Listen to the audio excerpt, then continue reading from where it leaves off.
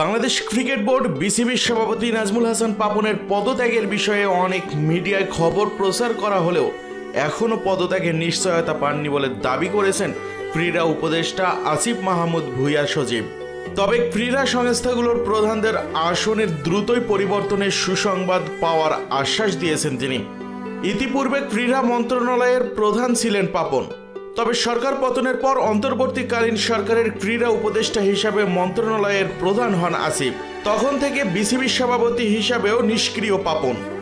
এদিকে গঠনতন্ত্র অনুযায়ী বিসিবির সহসভাপতি থাকার কথা থাকলেও বর্তমান কমিটিতে এই পদ বলের কেউ নেই। সব মিলিয়ে ক্রিকেট বোর্ডের কার্যক্রমও থমকে আছে।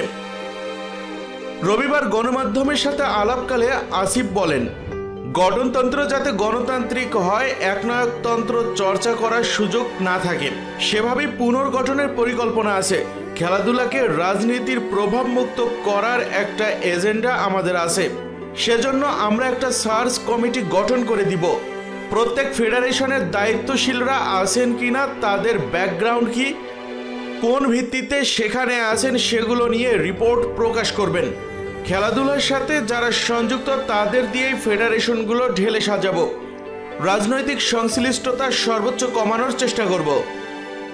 পাপনের পদত্যাগের বিষয়ে জানতে চাইলে তিনি বলেন, বিসিবির সভাপতি এবং পরিচালকদের পদত্যাগের বিষয়টি মিডিয়াতে দেখেছি।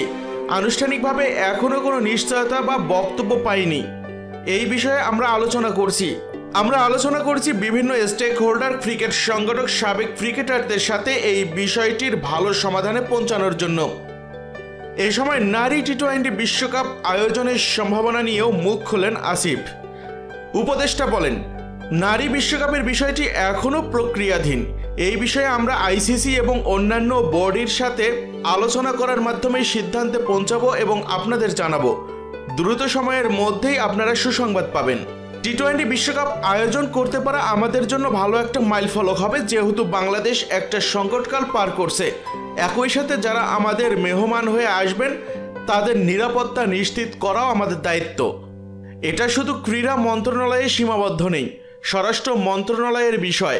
ডক্টর মোহাম্মদ ইউনুস স্যার আছেন, স্বরাষ্ট্র উপদেষ্টা নিযুক্ত হয়েছেন। সবার সাথে আলোচনা করেই সিদ্ধান্ত নিব। আইসিসির সাথেও আলোচনা চলমান আছে।